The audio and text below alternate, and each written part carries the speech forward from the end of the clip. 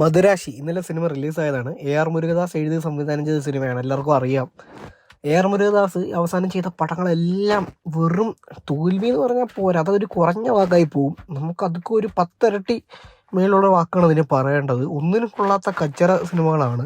അപ്പോൾ അവസാനം ഈ വർഷം തന്നെ ഇതിനിറങ്ങിയ സിനിമയാണ് സിക്കന്ദർ. പ്രത്യേകിച്ച് പറയേണ്ട ആവശ്യമില്ലല്ലോ അതിനെപ്പറ്റി. അപ്പം അത് കഴിഞ്ഞിട്ട് അതിൻ്റെ ഇൻ്റർവ്യൂവിൽ സല്ലൂബായി കാരണമാണ് അത് പൊട്ടിയെന്നൊക്കെ പറഞ്ഞ് AR മുരുകദാസ് ഒരു പരിപാടി നടത്തി. ഇപ്പം എത്രയൊക്കെ പറഞ്ഞാലും നമ്മുടെ എഴുത്ത് സ്ട്രോങ് അല്ലെങ്കിൽ പിന്നെ ഒന്നും കാര്യമില്ല. മേക്കിംഗ് ഓഫ് കോഴ്സ് ഒരു മാറ്ററാണ്, പക്ഷേ സിക്കന്ദറൊക്കെ കണ്ട എഴുത്തും ഇല്ല. മറ്റേ എല്ലാവരും AR മുരുകദാസ് എഴുത്തിൽ കുഴപ്പി, ബാക്കി എല്ലാവരും പുള്ളിയെ മേക്കിംഗ് നന്നാക്കാനും സമ്മതിച്ചില്ല. ആ ഒരു പരുവത്തിലായിരുന്നു. പക്ഷെ എന്തൊക്കെ പറഞ്ഞാലും AR മുരുകദാസ് ആണ്. ഗജനി, ഏഴാറിവ്, കത്തി, തുപ്പാക്കി, ഇതെല്ലാം ഇതൊക്കെ തന്നൊരാൾ ഇനിയിപ്പോൾ ഒരു 10 പൊട്ടപ്പടം കൂടെ തന്നിട്ട് അടുത്തൊരു 11ാമത്തെ പടമായിട്ട് വന്നാലും നമ്മൾ പോയി കാണും. അപ്പോൾ ആ ഒരു ഇതെനിക്ക് ഉണ്ടായിരുന്നു. അപ്പോൾ ഇതെല്ലാം കോൺജുറിങ് ഉണ്ട്, എന്നിട്ട് പോലും ഞാൻ ആദ്യം കണ്ടത് മധുരാശിയാണ്. ശിവകാർത്തികേയനെ എനിക്ക് ഭയങ്കര ഇഷ്ടമാണ്. പക്ഷെ പുള്ളിയുടെ ഇഷ്ടമുള്ള പടങ്ങളുടെ ഒരു സെക്ഷൻ അല്ല ഇത്. പുള്ളിയുടെ എനിക്ക് ഇഷ്ടം റോം കോം കാണാനൊക്കെയാണ്, കോമഡി പരിപാടിയാണ് ഇത്. പക്ഷേ ഒരു ആക്ഷൻ പടമാണ്. അവസാനം ഇറങ്ങിയ അമരനാണെങ്കിലും ഒരു ഡ്രാമയായിരുന്നു, ഇമോഷണൽ ഡ്രാമയായിരുന്നു. അപ്പോൾ ഇത് മധുരാശി അങ്ങനെ ഞാൻ കയറിയിട്ട് സിനിമ പറയാനാണെങ്കിൽ AR മുരുകദാസിൻ്റെ ഒരു അടുത്തൊരു പടക്കം. ഇത് പിന്നെ തമിഴിൽ ഇപ്പോൾ ഒരു ഫെസ്റ്റിവൽ സീസണാണ്, പിന്നെ SKക്ക് അത്യാവശ്യം സപ്പോർട്ടുണ്ട്. അതുകൊണ്ട് തന്നെ ഇതൊരു പടക്കം ആവുമെന്ന് അറിയത്തില്ല. പക്ഷെ ഒരു ക്വാളിറ്റി വെച്ച് നോക്കുവാനാണെങ്കിൽ ഇതും ഒരു പടക്കം തന്നെയാണ്. സിനിമ തുടങ്ങുമ്പോഴത്തേക്ക് തന്നെ ഒരു പക്ക ഒരു ടെംപ്ലേറ്റ് ഫോർമാറ്റിലാണ് സിനിമ തുടക്കം തന്നെ.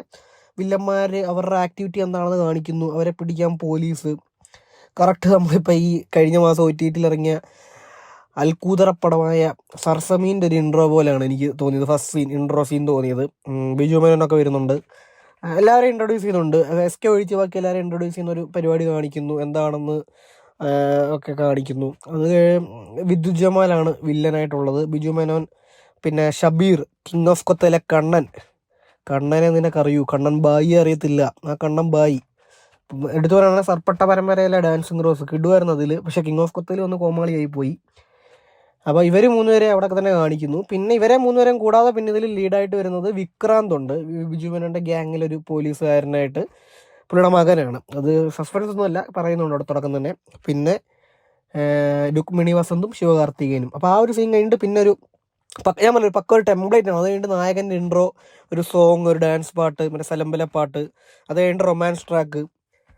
പിന്നെ അങ്ങോട്ട് SKയുടെ ഒരു പരിപാടിയാണ് കാണിക്കുന്നത്. SKക്ക് എന്തോ ഒരു സംഭവം, സംതിങ് ഒരു അൺയൂഷ്വൽ മാനറിസം ഒക്കെ ഉണ്ട്, അതിൻ്റെ കാരണങ്ങൾ അങ്ങനെയൊക്കെ കാണിച്ച് കുറച്ച് നേരം വലിപ്പിച്ച് വീണ്ടും ഇവരുടെ അറിയാമല്ലോ, പാസ്റ്റ് കഴിഞ്ഞാൽ വീണ്ടും പ്രസൻറ്റിലോട്ടെത്തി, ഈ പ്രശ്നത്തിലേക്ക് എത്തി, അതിലേക്ക് SK എങ്ങനെ ഇൻവോൾവ് ആവുന്നു എന്ന് കാണിക്കുന്നു. അങ്ങനെ ഇൻ്റർവെല്ല് 2 മണിക്കൂർ 47 മിനിറ്റാണ് ഡ്യൂറേഷൻ. 1.25 മണിക്കൂറായപ്പോൾ ഇൻ്റർവെല്ലായി. അത് തന്നെ നമുക്ക് ബോറടി. പിന്നെ ഒരു 1.5 മണിക്കൂറുണ്ട്, അത് ഇനിയും ഇൻ്റർവെല്ലായല്ലോ. അപ്പോൾ ഇനിയും മറ്റേ കഥയുടെ സംഭവം നമ്മളെ കാണിച്ച് ഇനിയും ഇത് എങ്ങനെ സോൾവ് ചെയ്യുന്നു. അപ്പോൾ ഫുൾ ആക്ഷൻ പരിപാടി ആയിരിക്കും കരുതി. പക്ഷേ സെക്കൻഡ് ഹാഫ് വെച്ച് നോക്കുമ്പോൾ ഫസ്റ്റ് ഹാഫ് എത്രയോ ഭേദം.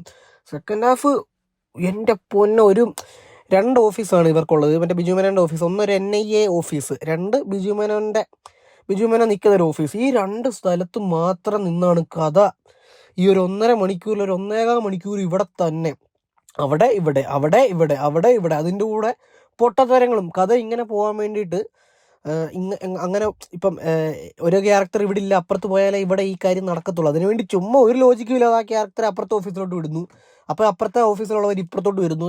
അങ്ങനെ ഒരു എഴുത്തിൽ, അതായത് 2 കാര്യം. ഏറ്റവും കാര്യം, ഈ 2 ഓഫീസിൽ തന്നെ ഇങ്ങനെ കഥ 1.25 മണിക്കൂർ നമ്മളെങ്ങനെ കണ്ടുകൊണ്ടിരിക്കും. അതും ഒരു ഹാപ്പനിങ്ങും ഇല്ലാതെ അവിടെ തന്നെ അങ്ങോട്ടും ഇങ്ങോട്ടും കാണിക്കുന്നു. പിന്നെ അത് രണ്ടാമത്തെ പ്രശ്നം, ഈ ലോജിക്കില്ലായ്മ. അങ്ങനെയായി. പിന്നെ അവസാനത്തെ ഒരു 15 മിനിറ്റ് എത്തുമ്പോഴത്തേക്കും നമ്മുടെ കൂലിയിലെ പോലെ ഒരു ഹാർബർ ഏരിയയിലൊക്കെയാണ് ക്ലൈമാക്സ് ഫൈറ്റ്. അവിടെയാണ് ബിജു മേനോനൊക്കെയാണ് മറ്റേ അങ്ങനെ മെഴുകുക. ബിജു മേനോൻ ഇതിൽ കറക്റ്റ് ബോഗൻവില്ലയിലെ ഫഹദ് ഫാസില, എല്ലായിടത്തും കാര്യങ്ങൾ കഴിയുമ്പോൾ എത്തും. അല്ലാതെ പുള്ളി ഇതിലൊരു നിർഗുണ ക്യാരക്ടറാണ് പുള്ളി. വിദ്യുത് ജമാലാണ് ഒരു കോമഡി പീസ്. പടത്തിന് മുക്കാലും പുള്ളി ഒരു കട്ടിലയിൽ ഇങ്ങനെ കിടത്താണ്, പിന്നെയാണ് എണീക്കുന്നത്. പുള്ളിയുടെ ഫൈറ്റ് പൊളിയാണ്. അത് പിന്നെ ഞാൻ പറയില്ല, അതൊരു പോസിറ്റീവ് ഒന്നും അല്ല, കാരണം പുള്ളി നന്നായിട്ട് ഫൈറ്റ് ചെയ്യുമെന്ന് ഇവിടെ എല്ലാവർക്കും അറിയാം.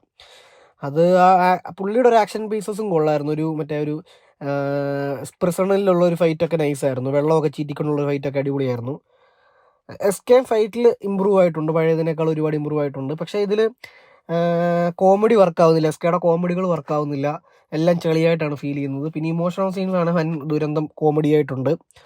ആ ഒരു ഇമോഷണൽ കണക്ട് എസ്കെ ചെയ്യുന്ന കാര്യത്തിനൊരു ഇമോഷണൽ കണക്ട് ഒരു ഉദ്ദേശമുണ്ട്, പക്ഷെ അതൊന്നും നമുക്ക് കിട്ടുന്നില്ല. എഴുത്തിലെ പ്രശ്നം കൊണ്ട് അതൊന്നും നമുക്ക് വർക്കാവുന്നില്ല. അങ്ങനെ അവസാനം സാധാ ഒരു ഫൈറ്റിലൂടെ അറിയാമല്ലോ ടിപ്പിക്കൽ എന്താണ് നടക്കേണ്ടതെന്ന് നമുക്കറിയാം. അങ്ങനെ തന്നെ പടം നടക്കുന്നു, എൻഡ്, അത്രേ ഉള്ളൂ പരിപാടി. ഒരു മോശം സിനിമ. ഞാൻ പറയാം, ഇതൊരു തീരെ മറ്റേ നമുക്ക് കളിയാക്കി ഫുൾ അങ്ങനെ ഇരുന്ന് കളിയാക്കി കാണാനുള്ള അങ്ങനത്തെ ഒരു പരിപാടിയല്ല. പക്ഷേ നമുക്ക് അങ്ങനത്തെ ഒരു പരിപാടിയാണ് ഇതിലും രസമായിരുന്നു. നമുക്ക് അങ്ങനെയെല്ലാം കണ്ടു തീർക്കാം. ഇത് നമുക്ക് ബോറടിച്ചിരുന്ന് 2.25 മണിക്കൂർ ഇരുന്ന് ബോറടിച്ച് തിരുവോണമായിട്ട് രാവിലെ പോയിട്ട് ഉറക്കവും വരുന്നു, കഴിഞ്ഞിട്ട് ഇറങ്ങിയിട്ട് വേണ്ടേ ബാക്കി പരിപാടി ചെയ്യാൻ. അപ്പം നമ്മളാണ് ക്ഷീണിച്ച് നമുക്ക് വയ്യാതായി പോകുന്നൊരവസ്ഥയായി. അപ്പം അങ്ങനത്തെ ഒരു നിർഗുണ സിനിമയായിട്ടാണ് എനിക്ക് തോന്നിയത്. ഇതിൽ എന്തെങ്കിലും നമുക്ക് ചിരിക്കണേലും കമന്റ് അടിക്കണേലും നമ്മുടെ ബിജു മേനോൻ സാർ വരണം. പുള്ളി ഇതിലൊരു ഇമ്മാതിരി നിർഗുണൻ, മെയിൻ പോലീസ് ഉദ്യോഗസ്ഥൻ. എന്നിട്ട് വരുന്നതന്നെ മുന്നേ ഒക്കെ കയ്യിൽ നിന്ന് വാങ്ങി കൂട്ടും പുള്ളി. അടിയല്ല ഈ മറ്റേ പുള്ളിയെ മറ്റേ അങ്ങ് പരിഹസിച്ച് മറ്റേ അങ്ങ് ഇല്ലാണ്ടാക്കി കളയുന്ന രീതിയിലുള്ള വർത്തമാനങ്ങൾ. മറ്റേ പോർട്ടിലെ സെക്യൂരിറ്റിക്കാരൻ വരെ പുള്ളിയെ ഉടുത്തു കളയും. അമ്മാതിരി രീതിയിലുള്ളൊരു ക്യാരക്ടർ. പുള്ളി വരുമ്പോഴാണ് നമ്മളൊന്ന് ചിരിക്കുന്നത്.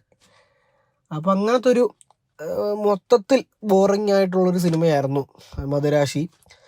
ഈ ആഴ്ച വേറെ പടമൊന്നുമില്ല, കോൺജറിങ് ഇതേ ഉള്ളൂ. കോൺജറിങ് അതിനും മോശം റിവ്യൂസാണ് കേൾക്കുന്നത്. അപ്പം കോൺജറിങ് കാണാൻ താല്പര്യമില്ലാത്തവർക്ക് മദരാശി ഒന്ന് കാണാം. ഇപ്പം കണ്ടേ അടങ്ങും, ഒരു സിനിമയിലും കണ്ടേ അടങ്ങും എന്നുള്ളവർക്ക്. അല്ലാത്തവർക്ക് അടുത്ത ആഴ്ചത്തേക്ക് സ്കിപ്പാക്കിയ വേറെ പടങ്ങൾ വരും. അപ്പോൾ ഇത് ഉറപ്പായിട്ടും ഒരു സ്കിപ്പിംഗ് മെറ്റീരിയലായിട്ടാണ് എനിക്ക് തോന്നിയത്. അപ്പം ഈ സിനിമയ്ക്ക് എൻ്റെ റേറ്റിംഗ് 2/5 ആണ്.